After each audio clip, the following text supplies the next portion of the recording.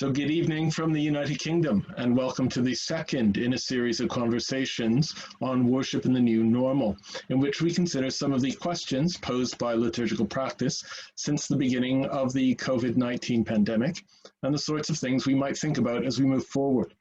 Tonight's question, being discussed by Monsignor Kevin McGinnell, a priest of Northampton Diocese and Episcopal Vicar for Education and Formation, who for many years has worked in liturgy with ecumenism, as chair of the Joint Liturgical Group and the English Language Liturgical Consultation, and is currently chair of the Society of St. Gregory. His conversation partner is Dr Joe Grayland, a parish priest in Palmerston North, New Zealand, and director of liturgy for the Diocese of Palmerston North. And the issue they will be exploring tonight is celebrating Easter sacraments outside of Easter. What does it mean to have missed the Paschal Triduum? This series of discussions is being presented by the Living Liturgy Forum, which is part of the Center for Applied Theology. As I explained last week, and will likely keep reminding you over the course of this series, the Center for Applied Theology was established to make learning opportunities in theology available to as many people as possible, on the grounds that theology should not be the domain solely of those preparing for ordained ministry, or those who have had the privilege of studying it at university. Theology is the content of our faith. Every person of faith should have access to its wonders.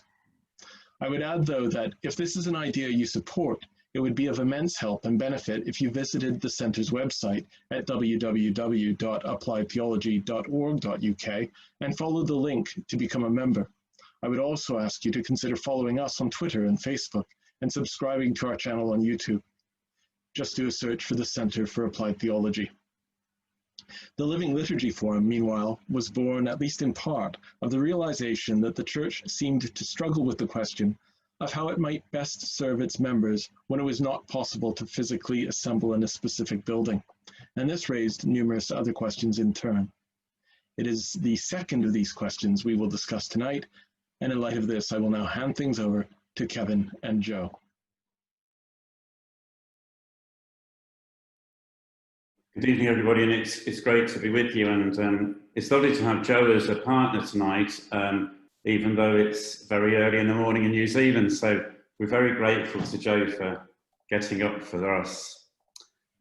The question about what's it mean not to have celebrated Easter, maybe go back to the rite of election. And our bishop, we were just changing bishops at the time, so our Bishop Emeritus said to the people, you know, that I now elect you for the sacraments of the Easter Vigil in the year 2020. And then perhaps the beginning of July, one of our candidates here said to me, when am I going to be baptized? So I think it was a dilemma that we were facing there. Later in Lent, on March the 19th, we actually ordained a new bishop, who literally hasn't been able to make the contact with the diocese that he would have done, and certainly not celebrate the Mystagogia with the new Christians at Pentecost. So everything's out of kilter. And I just really was pondering, what does that mean? How has it affected us as a community? People here are quite worried that, you know, we won't be able to celebrate Christmas if the lockdown comes in again. But we haven't celebrated Easter. What effect has that had on us? There's a lovely phrase in the Ceremonial of Bishops which talks about Easter itself being, Lent, rather being the climb of the mountain to Easter, who is Christ. It's a lovely phrase, and we didn't make it. We didn't go through Lent. We didn't give out the palms. We didn't bless the oils. We didn't have that Easter vigil experience of the fire, the light, the word, the water. We may have had it by Zoom or by YouTube, but we didn't do it together, which was one of the key elements of the discussion last week. What do we miss when we don't do these things together? And so I think that's really that's the beginning salvo, really, to Joe. How do you feel about that? What is it saying to us then just about the whole of the liturgical year, which is something we can look at too? Thanks, Kevin, and hello everybody from the Southern Hemisphere. The psalm for this morning was, I rise before dawn and cry for help. So anyway, here we are. I think the experience that we had here is not dissimilar, though it was a little bit different, because it was for us the end of summer. I did the election because we don't have a bishop at the moment, and we're waiting for one. And so I understand what you're saying, Kevin, and saying those words to the people. I was totally confident that in several weeks' time after that, I would be baptizing, chrismating, confirming, and admitting to Eucharist those who were there. We did that, in fact, at the Vigil of Pentecost, because in our particular world, the lockdown stayed at level 4, which was stay in your own bubble, stay at home, don't go out anywhere. We had we were allowed to travel, I think, 2 or 3 kilometers from home or go for a run or a walk or something, but apart from that. So that was our context.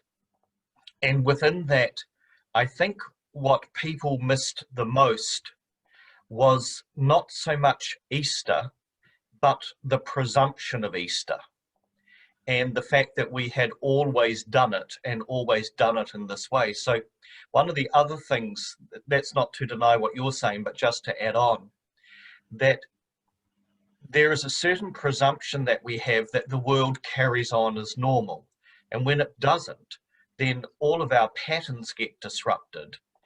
And I think what people felt in part was a loss of their habitual Christianity or their habitual worship, rather than necessarily the loss of Easter itself. So people would say to me, oh, you know, we haven't had the fire, or we haven't had this, and we haven't had the other thing.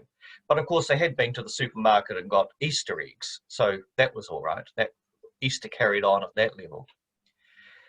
The other things that we did in order to try and live within that context was, to a certain extent, we tried to do Easter when it wasn't possible. And I think this is part and parcel of the whole issue that we're facing, that instead of waiting, instead of living with the experience of loss, we've been like people who have been given a terminal diagnosis, and we've gone out to try and do things, but they're being done not because there's a joy for the future, but because there's a fear of the loss of the past. Let me explain that a little bit more, perhaps. I'll give another metaphor. Sometimes when people lose their licenses to drive a motor vehicle, they go out and get a package on the internet, a simulator package, so that they can drive, and they get themselves a little steering wheel and they sit at the computer and they can drive their car, because in reality they're not allowed to. And so at one level one would ask, why can't you just accept the fact that you're not allowed to drive, or that you can't drive, and learn to live with that, instead of getting the simulator and sitting there in front of your screen for an hour or two trying to drive through the countryside. So I think there are a couple of elements for me in terms of this reality. One is to actually understand and accept that there has been a huge disruption, but the disruption has not been to liturgy and worship. The disruption has been to life. And if liturgy and worship reflect life, then at some stage they need to take that disruption seriously and to ritualize the disruption, if you like, or to allow the experience of disruption to be formative. So that would be a sort of a response to what you were saying. I presume you want to question some of that. I think that's a very good point, actually, Joe. This whole business of how do we deal with loss and how to identify what has been lost.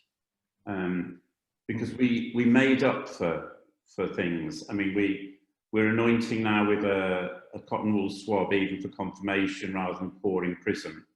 We're sort of doing baby baptisms for adults instead of adult, immersion, because we've got to do what we always did. And somehow or other, perhaps it is this question that you've raised very powerfully there. How do we live with something rather than try and make up for it? How do we live with the loss, the absence?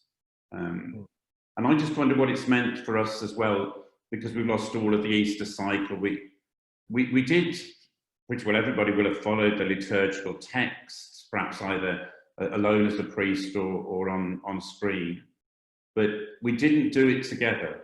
We weren't that people that we were talking about. And have we worked out the implications or what it's felt like not to have celebrated together the vigil of all vigils, the mother of all vigils, and to have gone through the cycle together? We may have done it in groups, we may have done it across screens, but we've not been there to see light in darkness, carrying the candle ourselves. I was thinking today on a very practical level, yes, we did a vigil on our own here in the church and we lit an Easter candle, but is it the same thing in a sense? I've got a real feeling of real confusion in my mind about what all this is about. One of our dioceses had a chrism mass on last Monday, and I just wondered what was happening really. What does it say to us? Nothing to say anything, not to be critical of it, but are we just replacing things for the sake of feeling we've got to plug the holes, or can we live with the gaps? I think the questions you're raising are absolutely important. And again, I think what we're doing is a classic case of almost avoidance of there is a huge reality out there, but worship doesn't have to touch it.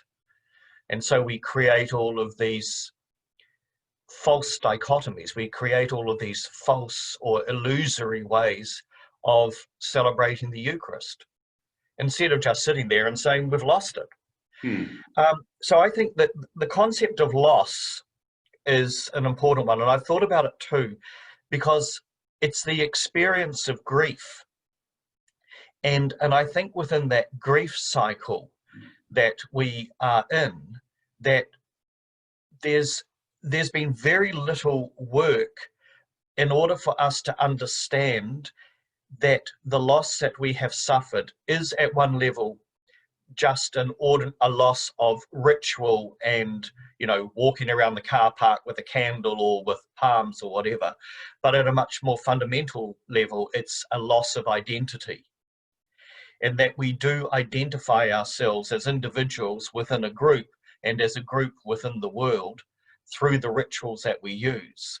And when we can't use those rituals, then our family identity, our self-identity is lessened.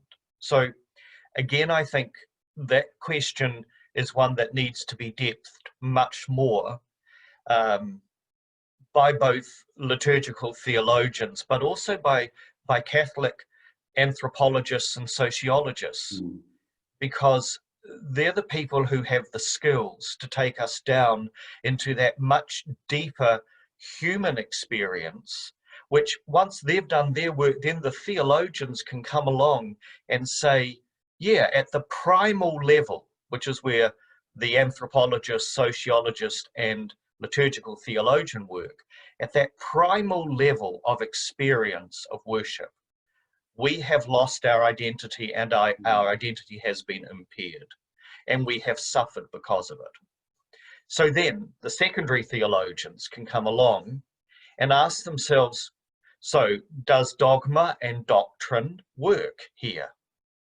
And then last of all, you'd ask a canon lawyer, because we all know none of them are theologians, what it is around the law of some of these things that might need to be reviewed. Because unfortunately, most people start with the law and come down to the theology rather than going the other way. I think that's one point. The second point I would add is that in this experience of loss and loss of identity, what we have tended to do is to create all of these ersatz forms of worship. So we were particularly lucky, I suppose, in that our lockdown level changed, and so we were very able to have a liturgy of initiation on the Vigil of Pentecost, but it was severely limited to 100 people. So that was odd because it was by invitation only, which again is a sort of a fundamental problem when you're talking about church. And so I was able to pour oil all over people's heads, and we immersed them in water. We had to change the water several times. And we did a whole lot of those sorts of things in order to achieve our ritual sacramental gestures. We did all of that. It was late. And I think, again, the thing that was happening there is that we were trying very hard to recapture something that we would ordinarily have done without a heck of a lot of thought, insofar as we knew what we were doing, we know what the rituals are, we've got all the candles in the vault, all the oils there and ready to go, and suddenly the carpet was pulled out from underneath us. So we were struggling to put the carpet back in place. And out of that experience too, you're quite right, a lot of other things got disrupted, you know, first communions, first reconciliations, initiation of children. So I would say that really, if we are to depth this further, we need to consider much more the experience of death, the experience of grief. And I suppose to give it a liturgical or a Christian metaphor, we need, I think what we need to do is stay with Lent, because Easter has not yet arrived. I think for me that phrase from the bishop's ceremonial is you know, you're making the journey, the ascent to Easter, and we didn't climb the mountain, and the mountain is a struggle, and I think it's this business of not having made the struggle together. We did Lent, but we sort of didn't come out onto the summit, and I think I'd add to your elements of your dimensions that there's something about the spirituality of all of this. How has it touched people's spirituality, as well as, you know, theology, canon law, and the rest? Because it'll take a long time for us to work out how we have felt about it all. You know, what has it meant for us not to be in sync? And I just wonder certainly if we keep on quite rightly saying that every Sunday is a little Easter, the celebration of resurrection and everything, have we lost something by losing Easter this year that touches every Sunday celebration? Yeah, I think most definitely we have, because we've lost one of the poles around which the whole of the liturgical life moves. You know, as we know, it's Easter and Christmas, and so without being able to celebrate the Paschal mystery in all of its depth and from all of its various angles, we have lost something. We've lost a point of orientation. But then so has the world. You know, another point of orientation that I have lost, along with a lot of other people, is international travel. You know, I'm stuck on an island or two islands in the South Pacific. So even to go to Australia, which is only a 3-hour flight away, if I arrive there, I'll be quarantined for 2 weeks. And when I come back, I'll be quarantined for 2 weeks. So I think there's also another level at which we in the very wealthy and comfortable Western world need to be aware of, is that we're actually really okay. And I think there's a certain sense in which we're going to dump all of our church misery onto liturgy and the loss thereof, rather than face the fact we've all gotten through. So maybe the more important thing to think about is that if the loss of Easter is going to impact our Sunday worship, then our use of Easter has been pretty almost skin deep a little bit, you might want to say, or it's been ritual rather than liturgy itself. We've stopped at the level of ritualization, you know, carrying the candle and sprinkling the water, rather than gone to the base of understanding that we've been called into the liturgia of God. And I think the opportunity here is for us to think much more deeply about our habitual use of religion and our habitual use of ritual, and begin to ask when we start to do liturgy. Because I think a lot of people are trapped in ritual. And when they don't have that habitual use of it, they end up doing, they do an ersatz of it online, or they don't do it at all. So to move the argument to the positive, one of the huge advantages of not celebrating Easter, as we normally did, is that a lot of people celebrated Easter at home in creative and new ways. So, for instance, they actually had a candle and they lit it. They celebrated what I suppose you'd call a Seder meal or a Pascha meal, or just a Christian meal at which they read the scriptures, and some of them offered a glass of wine and a piece of bread at the end, and did that. Myself, I had a Eucharistic fast throughout that whole period. I chose to do that rather than celebrate Mass on my own, which is a little bit like eating in a restaurant on your own, and I do that often enough not to want to do it ritually. And when it came to the Easter ceremonies, I used the liturgy of the hours and then embellished it with scripture readings, and I could go to the church on my own and I could do it there because the church was locked to the public. And so I felt a little bit like an Orthodox priest who goes to the church anyway, whether the people are there or not, and intercedes for them. So it was a different experience of being a presbyter for me. But I think a lot of people did that at home, and they came back, those who did it, came back with a renewed understanding of Easter. And I think they had grasped the idea that liturgy is deeper and more profound than just the rituals you do. And I would hope that would come into the Easter, come out of Easter into the Sunday experience. And certainly we tried to do that here for a while. But I think, Kevin, the biggest problem that we have in the loss of Easter is that along with Sunday, our whole Sunday concept of worship has been severely, it's been curtailed, but it hasn't been stopped, but it's been impacted in the fact that we've seen a large number of people across the age ranges who are no longer presenting themselves on Sunday for the community's worship. And I think that's the problem that we face going forward. I think that I follow that up really, that we're finding we're perhaps, I don't know, a third to a half back to church, but the big group that's missing, and it's across our town anyway, are the young families. Yes.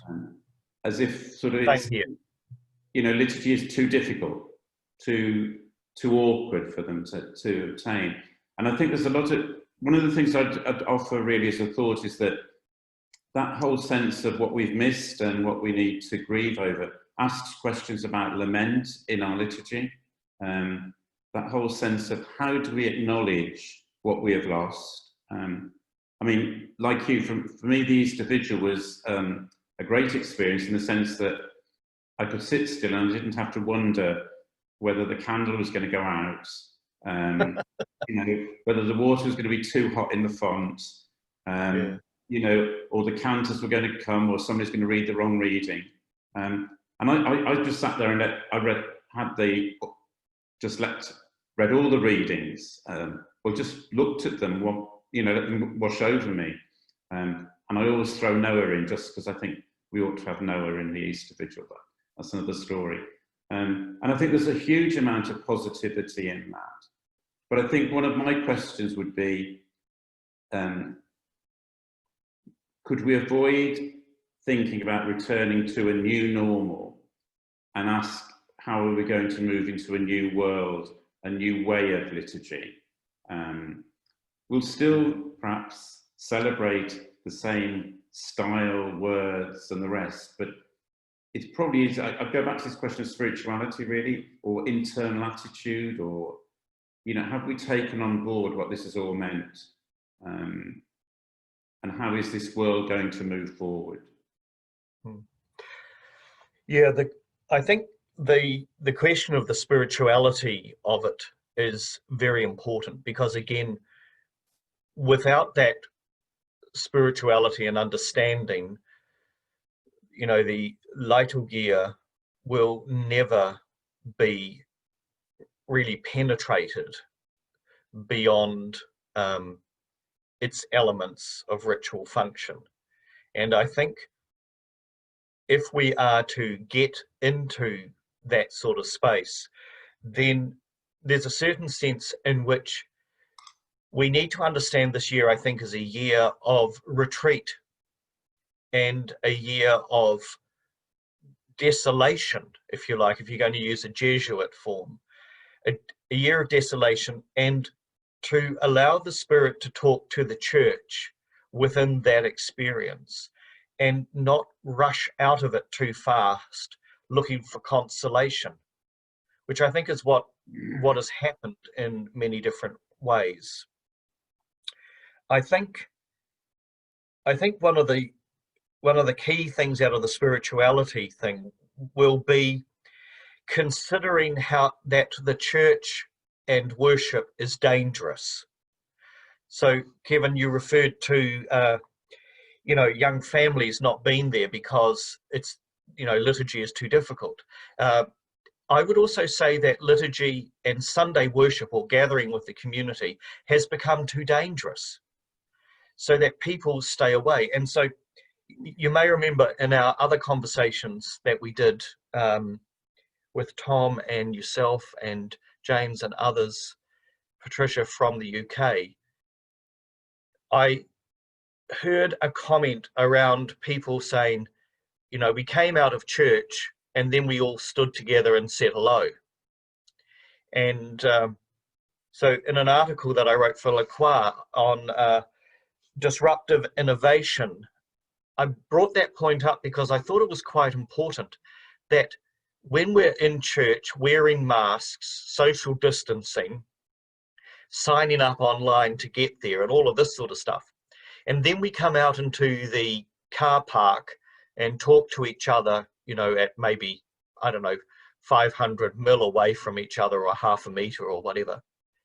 Implicitly what we've said is going to church is dangerous. And I think if we can grasp hold of that as a concept, at least for a little time, and understand the grief associated with that, then we may be able to understand what it means to be a Christian in a modern world where our understanding of our place in the world might actually change, because we understand the grief of the people. In Gaudium et Spes, it always talks about the joy, and everybody's on to understanding everybody's joy. But understanding people's grief, and understanding that grief from a liturgical point of view, is to understand the depth of grief that God allows the divine life to be inhabited with in order that it might be saved. So that we can take the grief experience and understand it as not the pathway to the cross, but the cross pathway to the resurrection. And I think that would give us something to consider. I think the second thing to consider in all of this, in our spirituality and going forward into the future, is to really begin to understand that still for many in our liturgical world, the people of God don't matter. It doesn't matter that they're there or not. You know, the Roman decree in time of COVID-19 would more easily have written, priests, do what you like, and if the laity are there, that's nice, but who cares? Give them the time and they can join you online. You know, I mean, the leadership that we've got from that crowd in Rome is pretty pathetic. You know, they don't seem to have understood their own role. Well, maybe I don't understand their role. I thought they had a leadership role, but obviously they don't. But it would be interesting if there were some leadership to enable us to understand the situation we're in. And when it comes to the laity and the presence of the baptized in worship, to understand whether they are essential to the act of worship or not. Joe, if I might, sorry, go ahead, finish this thought. Oh, well, it was basically, then it would be easy for clergy to go ahead and do liturgy as clerical ritualism, to which the laity can come or not come, they're not essential. Or we turn around and say, actually, what we need to do in this time of pandemic is give the people of God the tools to do the work of God.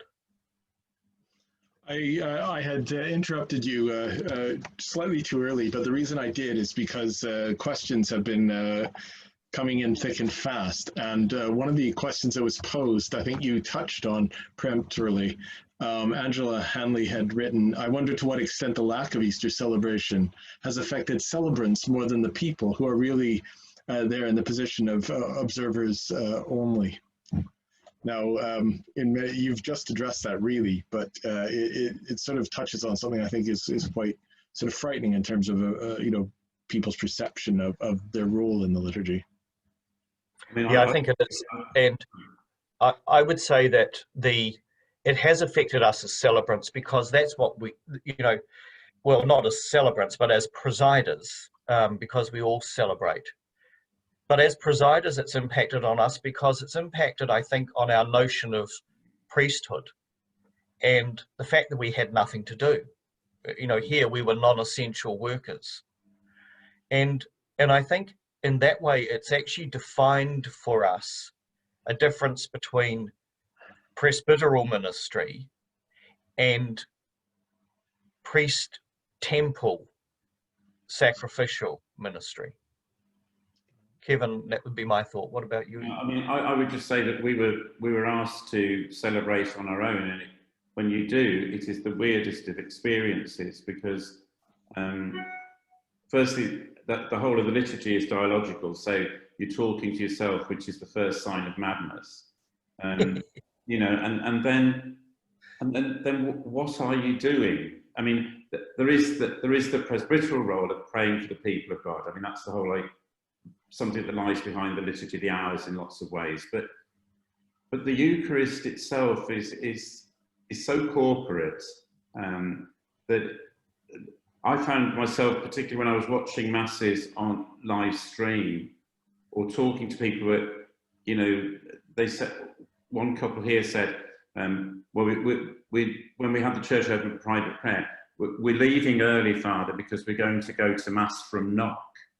You know, and they were going home and sitting down with a cup of tea for Mass. Now, I mean, I think that the liturgy on live stream was incredibly important, but I just wonder what we all think about what we're doing, really.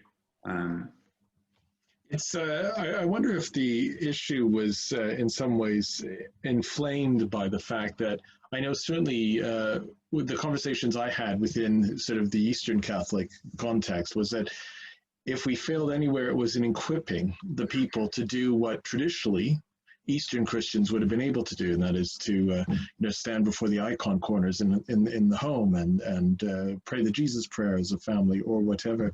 But Janet Lash touches on that in a question she has written, and that is to say one thing which has made this more difficult has been our loss as Catholic Christians of a lively sense of the domestic church. Do you think there has been a recovery among families of how to worship at home? Yes, I do. And as in other places, we went hard and fast, if you like, to put out resources to people. So we used the internet quite extensively and had online prayer groups, and we had a televised mass, etc. But we also put out a lot of resources at two different levels for people to use at home. So at one level, it was very simple. It was directed towards the children and had a nature or a creation task or element within it. And at the second, it was taking the ceremonies, especially of the Easter week, and taking them of the Sunday and giving people the readings, prayers, things that they could do, which was actually that they could actually do the ritual at home, wash each other's feet on Holy Thursday night. And a lot of people did that in various forms, or what I think most of them did is they took these resources and then did something else themselves, depending on their circumstances. So I think it has been a recovery of the domestic church. And at the same time, it's been a denial of the domestic church. When you go back to the decree in times of COVID-19, now fair enough, it's around Easter and the Easter Triduum. But again, that's a document in which the writers have not even considered the existence of the domestic church. And so I would say that at the local level, there is a lot of stuff happening. And this group is discussing it, other groups are discussing it as well, and people are doing it. I think that there are two dangers that we face. One is that we end up with the domestic church becoming so important that the Sunday assembly of the many becomes secondary. The other danger, I suppose, is that when we do come back to worship together, we are going to go back and do what we always did. So we'll open the book at the beginning, say all the words and shut it at the end and leave. And it's like nothing will have happened. And so I think the challenge there is to allow families to come back and worship. So we did that in our parish for about 6 weeks, I think it was. Had an extra mass because we had a limit of 100. And so we sat all of the families in their own groups. So we moved the chairs in the church because they're smaller, they're not pews. We moved them into smaller groups, replaced the altar and lectern at either end of the space and created a sort of I suppose, a choir format. And we had lay leaders lead the liturgy of the word. So I sat there, having said, "The Lord be with you." And then I did nothing more until it came to receiving the gifts at the altar for the Eucharistic prayer for children. But the point was to get the people who had led the prayer at home for their children and their families to do the same again, but this time in the church space, hopefully that the children and everybody could see that what they had done at home, they could actually bring to their communal place.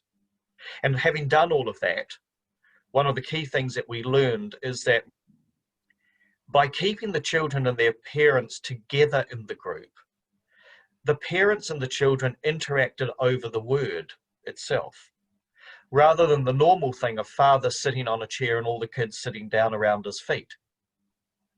And so that became quite important because it became a family experience. So again, that would be my reflection on that question.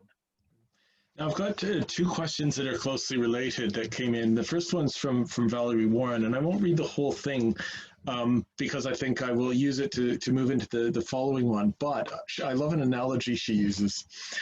She writes, I wonder if our pandemic experience can be understood in the light of the loss to the Jewish people of access to the temple for worship after the fall of Jerusalem. Has our worship moved closer to home? Poetically and I think wonderfully said, but it does lead us into Anne Moynihan's comment, which is perhaps more challenging, in which she says, many of us vigiled in our homes, knowing we were joined with an unseen multitude more than usual. We always join in an unseen multitude when we come together for liturgy, and this year we weren't able to celebrate the sacraments together. We hope to do so next year, and this was part of our prayer. Why should Easter then not arrive? Is Christ not risen?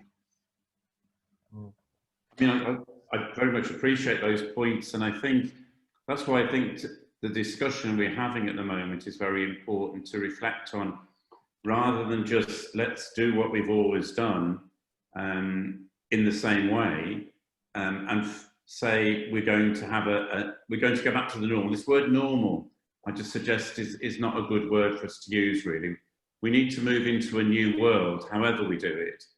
Or even if we do the same things, we've got to do it with a different understanding and a reflection. I noticed somebody else has mentioned the fact that so many communities in the world are deprived of the Eucharist constantly, you know, and we have it on tap.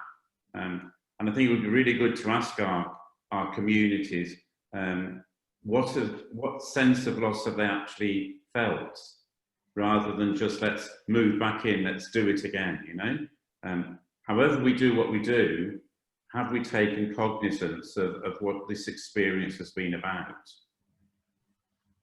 Yeah, I would like to pick up on that, and I agree. And this is where, you know, Valerie's point, I think, is correct, in that we are like the Jewish people after the destruction of the temple. We've got this experience of diaspora. But in that diaspora, we have the experience of not being alone, because as the people of God, as the baptized, we know at a level beyond cognition that we are part of a much larger people. And we also know that that people is on earth in purgatory and in heaven. So it's even bigger, and that it's beyond the borders of denominationalism as well. However, with Valerie's point, I would only bring up one thing that I think is a danger here. And it's the second part, that people have accessed ceremonies from their own home via the internet when they would have attended physically. I agree. I think that's true. I think the problem with the internet is its lack of physicality, in that our worship is physical. It involves touch, and it's sensate, and that's the way it communicates itself ritually, through signs and symbols, you know, that are accessible to the senses. I then, to pick up on Anne's comment, yeah, that multitude when we gather for worship is certainly there. Christ is risen. Easter has not been ritually celebrated, but it hasn't not been celebrated as well. It's just been celebrated differently. And to pick up on Kevin's point, you know, we have multiple parishes around this country and in my diocese, and when you go further out into the Pacific, that would be lucky to get Mass here in New Zealand maybe once a month.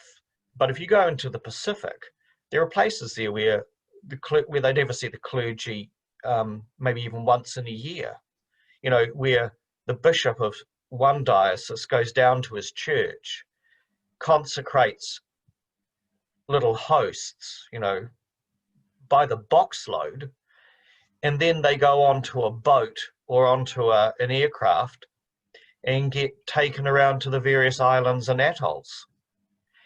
And, you know, that's nonsense, but that's where our concept of Eucharist and priesthood has led us to.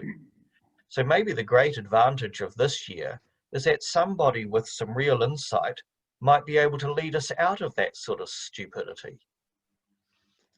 It's funny you should actually raise that point, Joe. Paul Moynihan had written to everyone, I find I really appreciate things when I don't have them. I only appreciate my car when it doesn't work, for example. The absence of the reception of Eucharist for me has made me appreciate the pain and difficulties felt in many parts of the world where people are unable to receive the Eucharist for weeks or months due to the absence of an ordained minister. So it's obviously something that people are thinking about, and you know, that resonates or arises from what you've said. One of the issues really for me about Good Friday is this insistence on the reception of communion during the Good Friday celebration, which should be a Eucharistic fast. And the more you read about it, it's there because, you know, well, okay, the priests alone used to have the pre-sanctified, but now everyone's got to have it. We've got deep within us, we've got this somehow thing that we want everything to be on tap all the time for all of us. I think that's part of societal thing. And another just slight side to all of this is we mentioned about how many people were not coming back. I ask a question about them, you know, where is the church for them at the moment? How have we, if you want to use the phrase, lost them? Will we ever know them again? So in the sense, this business of who is part of church, is it simply now going to be the people who turn up to do what we've always done?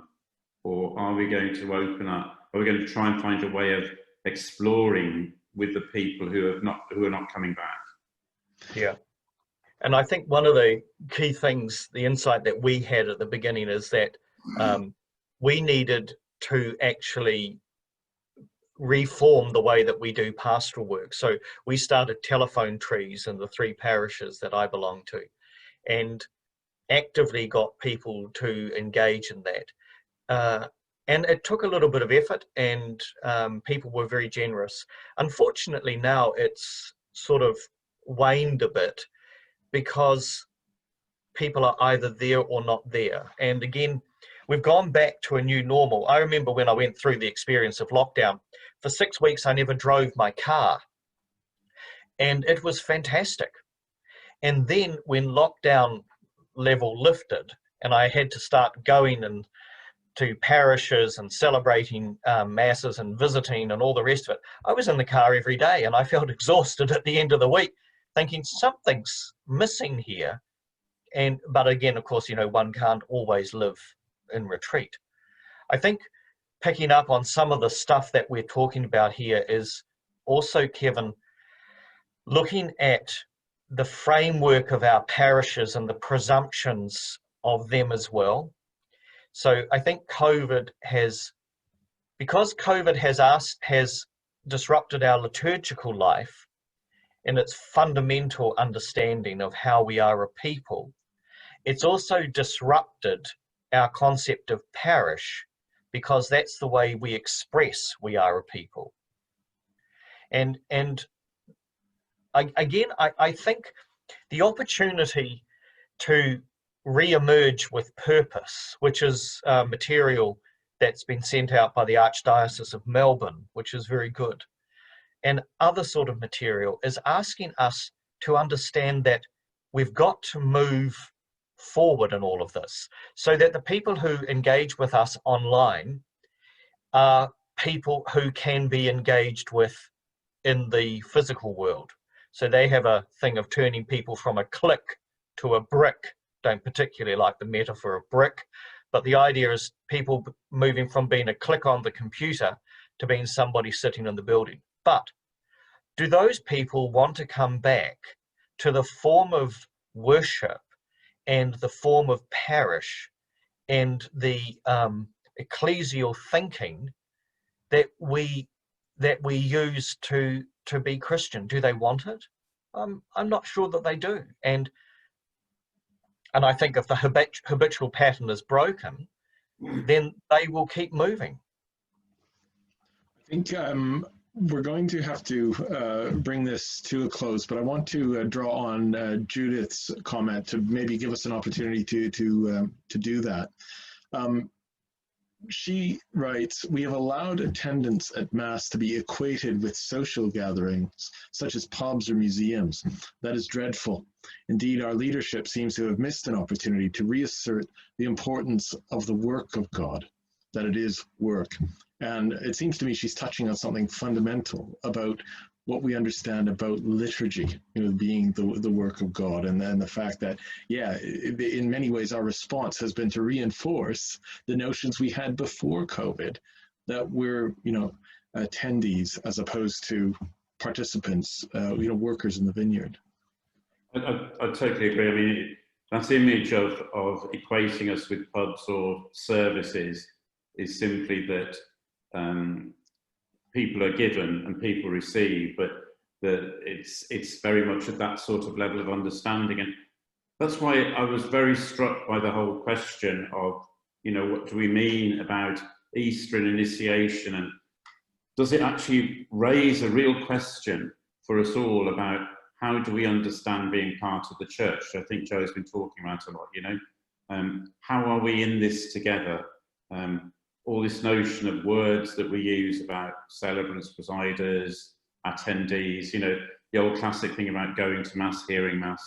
And we've really got to, I think this is a great chance, an opportunity to ask people to reflect, especially when in many places there is a limited attendance, a limited space in the church to go. So who chooses when to go and the rest? At that time, I think the thing, we've got to somehow encourage reflection at every level. Joe, do you have a final word you would like to offer before we say goodnight? Or in your case, good morning? Yes, I'm off to work, so I hope you all sleep well when you get there. Thank you for the opportunity to talk. I think one thing going forward is that the opportunity ahead is not to do the same things we did at the beginning of March. And the opportunity ahead, I think, is to understand much more deeply, with great richness, the concept of the people of God as a pilgrim people, but as was written there, people who are engaged in the liturgy of God, which is the Opus Dei, which is to save. So I would say there's great opportunities if we have the courage to take them. Thank you very much. I have to say, from a personal point of view, I found what you both had to say extremely helpful, and I hope that I'm speaking on behalf of everyone, really. But to the rest of you, I thank you all for joining us tonight for this conversation.